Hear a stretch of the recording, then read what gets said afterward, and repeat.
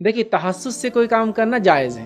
تحسس کہتے ہیں کسی کی خیر خواہی کے جذبے سے کچھ باتوں کو معلوم کرنا تاکہ اس کی کوئی خیر خواہی کی جائے. جیسا کہ میرے پڑوس میں کھانا بنانے کے برتنوں کی آواز نہیں آ رہی 2 دن سے، تو میں تحسس کے وجہ سے اپنے بچوں کو بھیجوں گا اور دیکھنے لگاؤں گا کہ بازو والوں گھر میں کھانا بن رہا ہے نہیں بن رہا ہے، تاکہ میں ان کی مدد کروں. تو یہ کیا ہے؟ اس کو بولتے ہیں تحسس.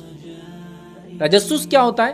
تجسس کا معنی ہے کسی کے پیچھے پڑ کر اس کے رازوں کو معلوم کرنا. اسی سے لفظ جاسوسی یا جاسوس آتا ہے. سمجھ رہا؟ مطلب یہاں نیت انٹینشن اچھا نہیں ہوتا، انٹینشن برائی کا ہوتا ہے، اس کی خامیاں جاننے کا ہوتا ہے. تو تجسس یہ جائز نہیں یاد رکھے، جبکہ تحسس یہ جائز. مطلب اچھائی کی نیت سے راز نکالنا کہ میرا پڑوسی بھوکا تو نہیں بیچارہ، ان کے پاس حدیث کو بیچارہ یہ کپڑے پہن رہے، کپڑے کمی تو نہیں، چلو معلومات لے کے اپن کچھ مدد کرتے ہیں.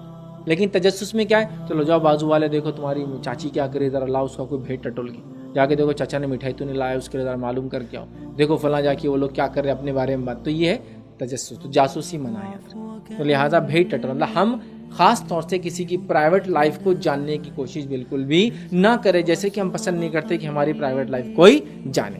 تو نہ اپنی پرائیویٹ لائف بتاؤ کسی کو، نہ کسی کی پرائیویٹ لائف دیکھو. یہ بھی نہیں کہ آپ خاموخواہ میں کچھ چھپاتا نہیں دنیا میں، سب دیکھو میرا آ کے، یہ بھی غلط. اس سے برائیاں پھیلتی سماج میں.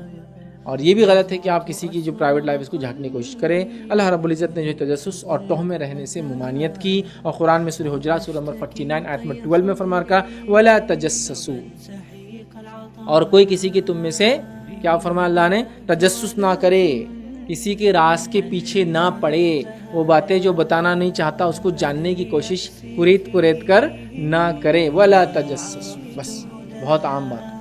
اور اخلاقی زندگی اگر ہم چاہتے ہیں اچھی جیے، سماج میں اچھے سے رہے، تو یہ چیزوں کا پالن کرنا، اس پر عمل کرنا بے حد ضروری. آج ہر آدمی کا دوسرے کے ساتھ کیا معاملہ ہے، بس معلوم کر رہے اس کا کیا چل رہا ہے، معلوم کرو رہے اس کا کیا، پرائیویٹ لائف میں گھس رہے ہیں، اس کی کوئی لائف کو اب سکون سے نہیں رہنے دے رہے. یہ غلط بات. قرآن نے کہا جاسوسی میں.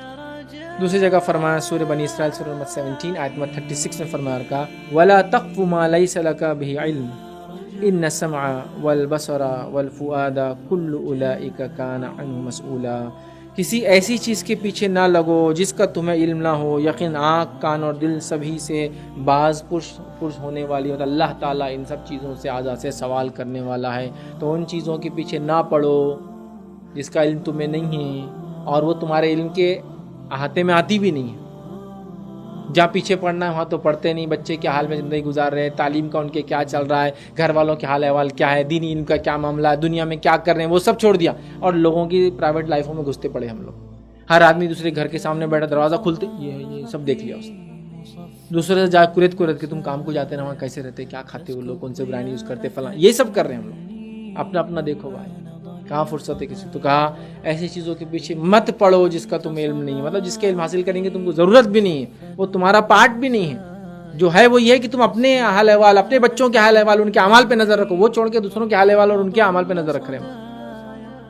ٹھیک ہے، تو کہا اس کے پیچھے مت پڑو، اللہ تعالیٰ سوال کریں گے. ابو داؤد کی روایت دیکھیں کیا ہے. معاویہ رضی اللہ عنہ فرماتے اور کہتے ہیں کہ رسول اللہ صلی اللہ علیہ وسلم فرماتے ہوئے سنا، اگر تم لوگوں کی پوشیدہ باتوں کے پیچھے پڑو گے تو تم ان میں بگاڑ پیدا کرو گے یا انہیں مزید بگاڑ دو گے. تم اگر لوگوں کی پوشیدہ باتوں کے پیچھے پڑو گے تو تم انہیں بگاڑ دو گے یا ان کے بگاڑ میں مزید اضافہ کر دو گے. یاد رکھیے. تو لہٰذا ہمیں لوگوں کی چھپی باتوں کے پیچھے نہیں پڑنا چاہیے. اس سے سماج میں بہت زیادہ بگاڑ اور خرابیاں پیدا ہوتی ہے، لوگ مزید اور بگڑ جاتے ہیں. ٹھیک ہے، تو ان باتوں کو ہم کو سمجھنے کی بے حد ضرورت ہے کہ ہم خواہ لوگوں کی باتوں کے پیچھے نہ پڑے، اور وہ چیزیں جس کا ہمارے سے کوئی لینا دینا نہیں ہے، وہ چیزیں جن سے ہمارا کوئی تعلق نہیں ہے، اس معاملے میں تو بے حد زیادہ احتیاط